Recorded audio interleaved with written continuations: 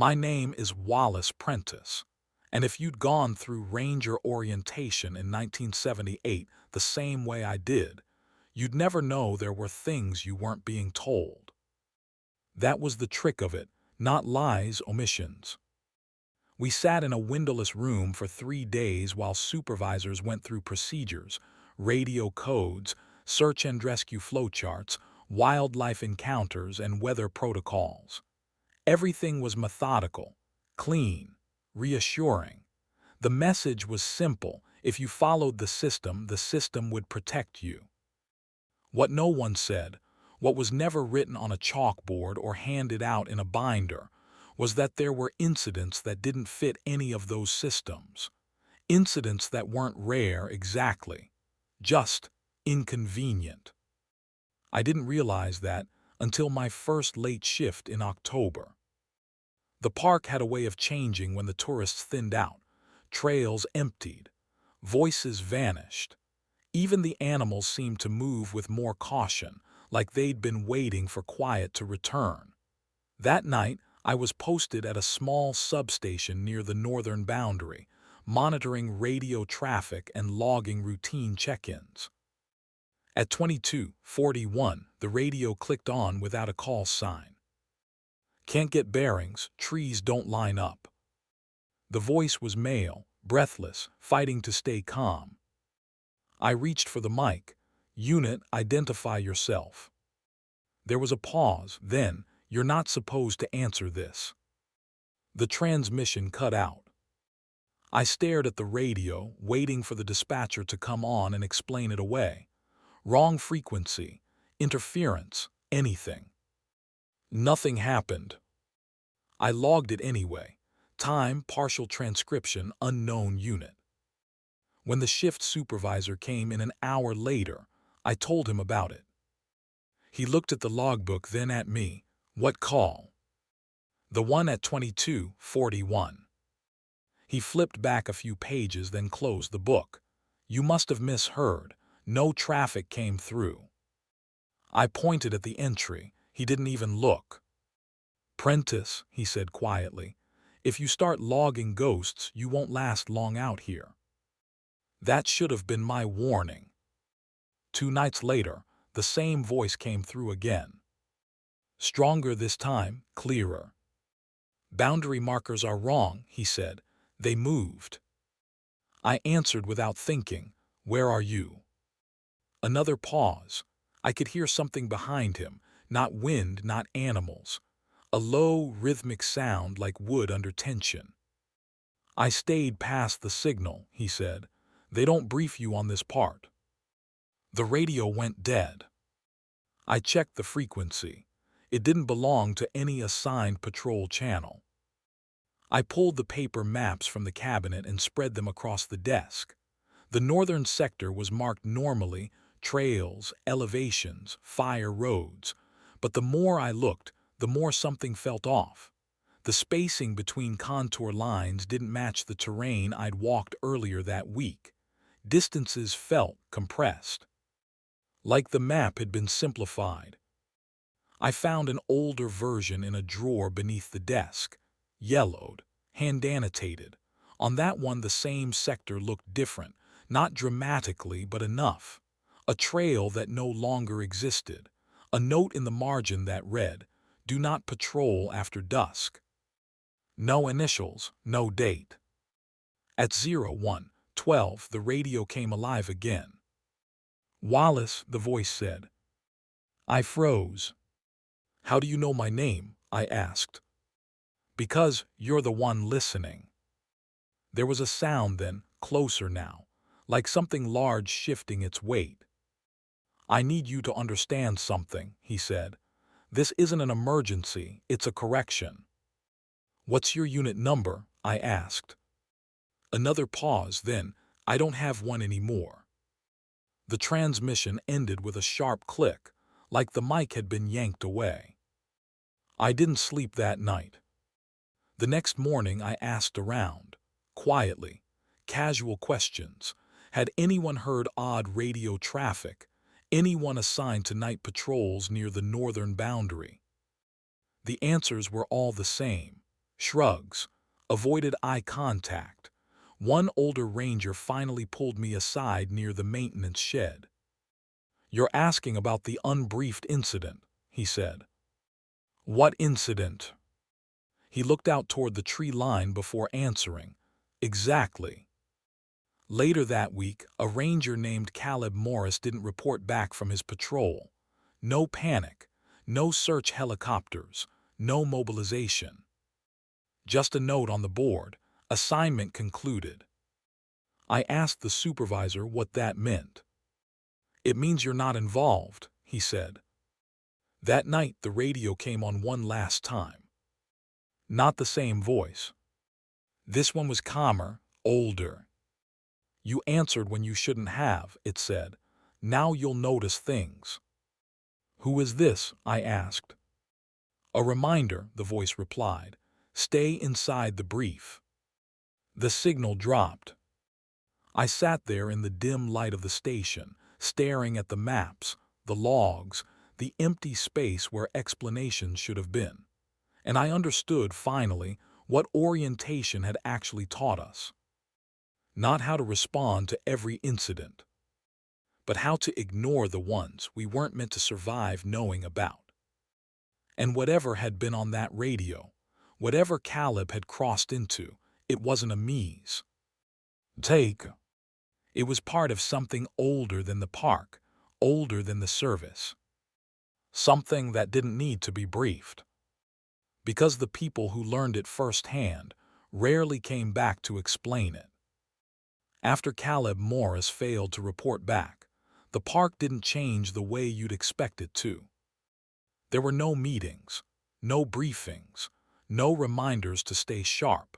The incident board stayed clean, wiped down every morning like always. The only sign anything had happened was the way people stopped saying his name. It wasn't a rule exactly, more like a reflex everyone shared without acknowledging. Caleb had been assigned the northern boundary loop, the same stretch that kept surfacing in older maps and half-erased notes. A quiet patrol, routine, the kind they give to someone they trust not to ask questions. I started checking the logs from the nights leading up to his disappearance. Officially, everything lined up. Check-ins on time, no distress calls, no anomalies. Unofficially, there were gaps. Minutes unaccounted for.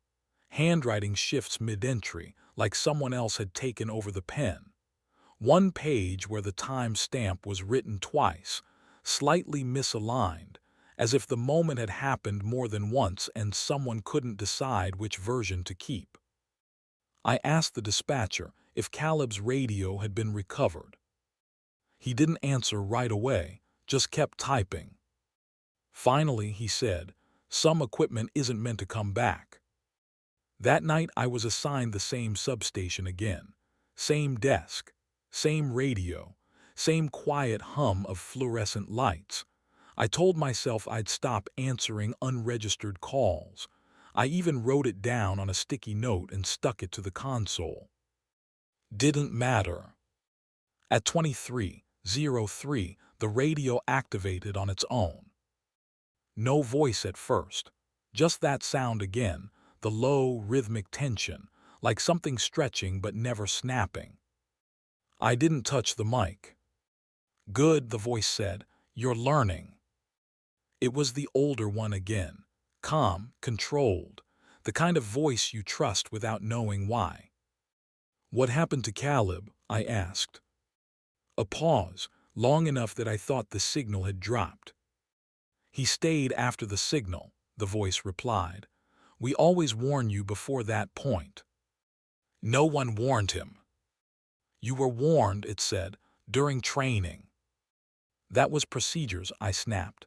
"Radio codes, boundaries." Another pause, then, "Exactly." The radio clicked off.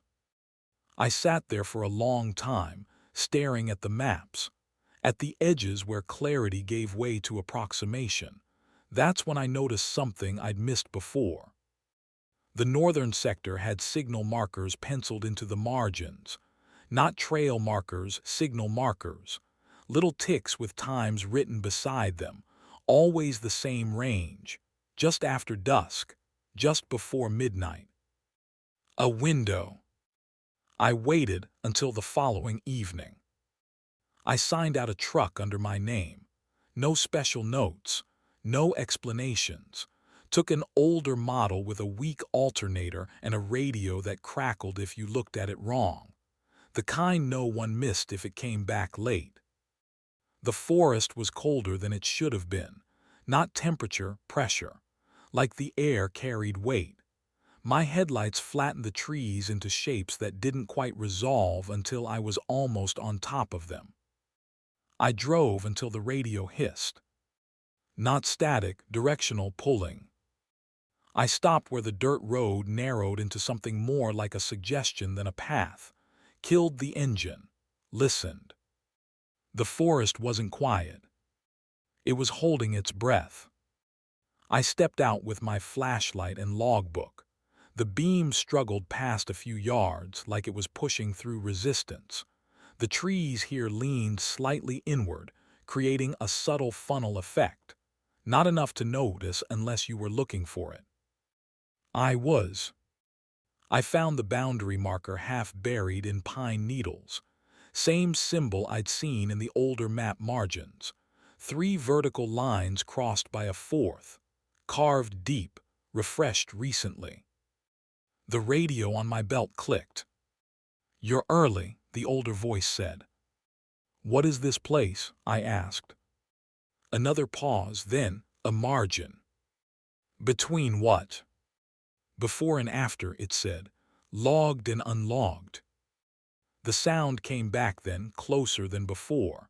Not movement, adjustment, like the forest itself was realigning around my position. "I'm not crossing," I said. "Good," the voice replied. "You weren't briefed for that." The flashlight flickered, the beam shortened. For a moment, just a moment, I thought I saw shapes beyond the trees that didn't match their silhouettes. Not bodies, not faces, more like absences where light refused to behave correctly. "How many times has this happened?" I asked. The radio hissed softly, then enough to know the pattern. "And Caleb." A longer pause, heavy. "He crossed during correction," the voice said. "There's no report for that." The awareness tightened. I felt it like pressure behind my eyes, like something was evaluating the accuracy of my presence. "Go back," the voice said, "and don't write what you can't afford to remember." The radio died. I didn't run. I walked back to the truck, every step deliberate. The pressure eased with distance. By the time I reached the road, the forest sounded normal again. Wind, insects, night. Back at the station, I opened a fresh logbook. I wrote nothing. That was the second rule I learned too late. The first was that some incidents aren't briefed. The second was that once you understand why, the park doesn't need to tell you what happens next. Because you'll already know. I stayed with the service for another 12 years after that night, and in all that time, no one ever mentioned the northern boundary again. Not officially. But I noticed the quiet changes. Patrol rotations adjusted so no one lingered too long near dusk. Radios were serviced more frequently, but only certain frequencies were ever tested. And every new ranger class went through the same orientation I had, clean, thorough, and missing exactly what it was supposed to miss. Caleb Morris was never listed as missing. His personnel file was closed under voluntary departure. His locker was cleared within a week. His name didn't make it onto the memorial plaque by the visitor center. It was like the park had inhaled him and decided that was enough. I learned how to live with that knowledge by pretending I didn't have it. I focused on the parts of the job that made sense: fire watches, lost hikers, trail maintenance. Things with causes and solutions. Things that stayed where you put them once you wrote them down. but every so often, the radio would test me. Always late, always subtle. A click without a call sign. A half-second delay between pressing the mic and hearing the tone. Once, a transmission that sounded like someone clearing their throat before deciding not to speak. I never answered again. That was the third rule, though no one ever said it aloud. Once you've been acknowledged, you don't engage unless you're prepared to be corrected. In the mid-'80s, I trained a younger ranger named Pete Lawson. Sharp kid, curious in the way I used to be, asked questions that didn't have clear edges. One evening, as we were checking equipment, he pointed at an old map pinned to the wall. "Why does that area look smoothed over?" he asked, "like someone erased too much." I felt that familiar pressure behind my eyes. "It's outdated," I said. "Don't worry about it." He frowned, "But it's the only map that—" "Pete," I cut in, sharper than I meant to, "you don't need to worry about it." He studied me for a moment, then nodded.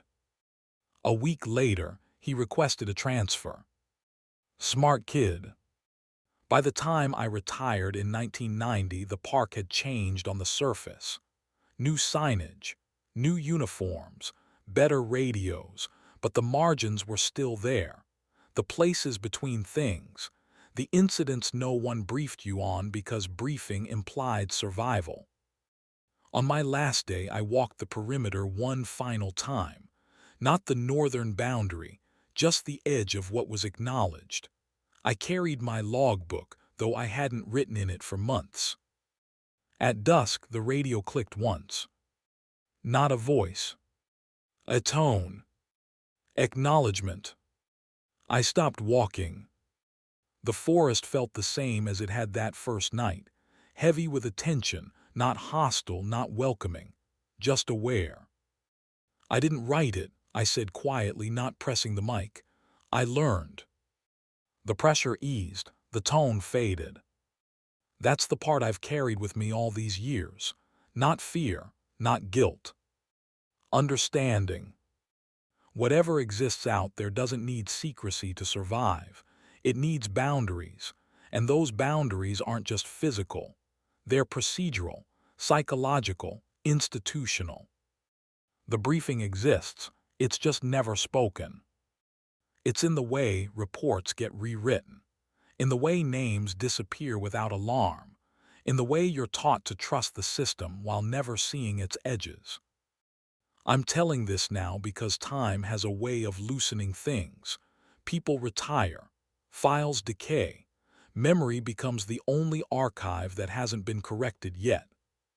If you ever work in the parks, if you ever hear a call that doesn't match any code, if you ever notice a moment that doesn't quite repeat the way it should, understand this. Not every incident is meant to be resolved. Not every disappearance is an emergency. And not every truth is something the system can afford to acknowledge.